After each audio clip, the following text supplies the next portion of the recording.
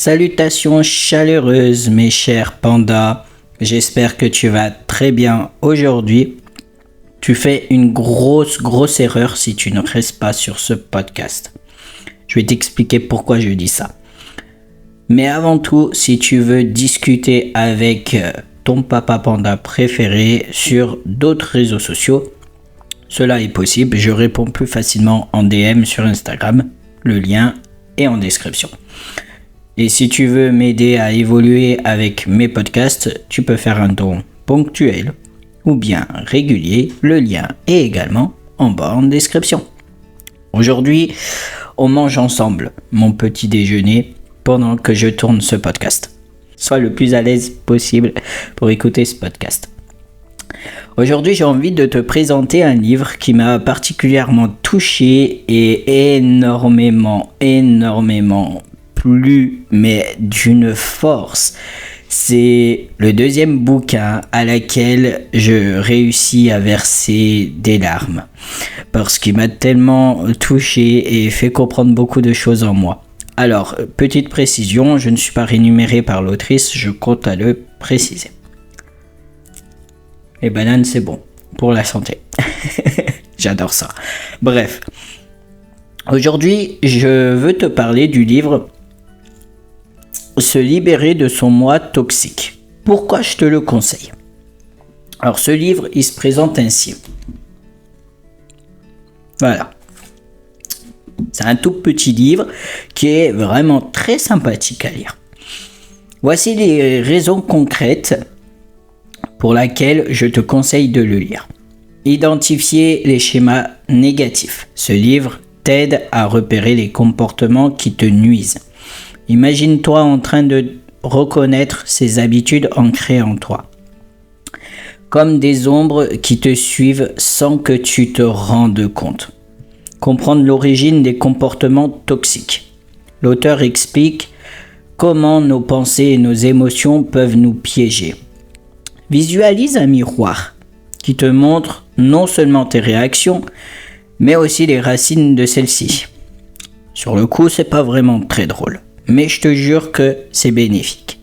Cela te permettra de mieux comprendre pourquoi tu réagis de certaines façons et comment cela affecte tes relations. Apprendre des techniques concrètes pour changer. Ce n'est pas juste de la théorie. Le livre propose des exercices pratiques. Je te conseille également d'écrire chaque paragraphe ou chaque phrase qui t'impacte sur un bout de papier. Moi, j'ai toujours un petit papier pour chacun de mes livres désormais. Et voici. Là, il y a beaucoup de choses décrites dessus parce que ce livre, comme je l'ai dit, m'a énormément impacté. Imagine-toi appliquant ces techniques au quotidien, transformant peu à peu ton environnement et tes interactions. Les questions à se poser suite à ce livre sont les suivantes. Quel comportement reconnais-tu chez toi comme étant toxique? Cela est très important à se poser comme question. Mets-toi dans un endroit plutôt calme et prends conscience de qui tu es et de quel comportement tu as. Moi, par exemple, pour répondre à cette question, mes comportements toxiques, c'est que dans la vie personnelle, je compte bien préciser perso, parce que dans le pro, je suis complètement différent. Dans la vie personnelle, j'ai tendance à, dès qu'il y a quelque chose qui me chagrine ou dès que je me sens frustré ou autre, à répondre immédiatement, à réagir immédiatement. Et je ne suis pas forcément tendre parfois. Je suis complètement honnête avec toi.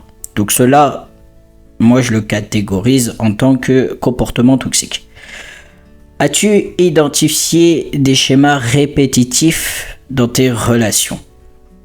Également, tu peux te poser la question, comment réagir face au stress ou à l'anxiété? Ce que j'ai commencé à mettre en place désormais grâce à ce bouquin, c'est que quand je me sens stressé, énervé, avec plein d'anxiété, enfin beaucoup d'énergie négative, j'ai commencé à mettre en place quelques trucs. Par exemple, Dès que j'ai de l'énergie suffisante, je vais prendre un bain glacé. Et je te jure que ça fonctionne. Après, tu y sors, t'es tout calme. Si cela ne fonctionne toujours pas malgré la douche ou le bain glacé, eh ben moi, je peux te conseiller d'écouter de la musique, de mettre à fond dans tes écouteurs la musique. Tu comptes jusqu'à 5 et tu as jusqu'à 5 pour te plaindre, pour râler, pour pleurer. Voilà. C'est une technique également que j'ai vue et entendue dans la Villa des Cœurs Brisés qui a été réalisée par Lucie et je trouve que c'est super comme exercice également. Es-tu prêt ou prête à essayer de nouvelles techniques pour améliorer ta vie? Qu'attends-tu vraiment de cette lecture? Voilà, moi, la chose que j'ai attendue grâce à cette lecture, c'est d'en apprendre davantage sur ma personne. Et cela s'est produit. J'ai appris beaucoup. J'ai appris que j'ai un moi qui est toxique. Et je suis en train de travailler là-dessus. La morale de l'histoire, c'est que nous avons tous en nous la capacité de changer et d'évoluer. En prenant conscience de notre moi toxique, nous pouvons faire le premier pas vers une vie plus épanouissante et également authentique. Chaque petit pas compte et peut mener à une transformation significative. Je t'invite donc à lire Se libérer de son moi toxique. Prends le temps d'explorer ses enseignements et mets-les en pratique.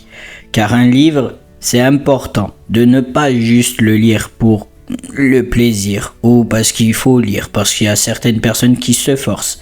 Ne vous forcez pas à lire. Mais c'est également bénéfique si tu mets en pratique ce que tu lis. N'attends pas pour commencer ce voyage vers une meilleure version de toi-même.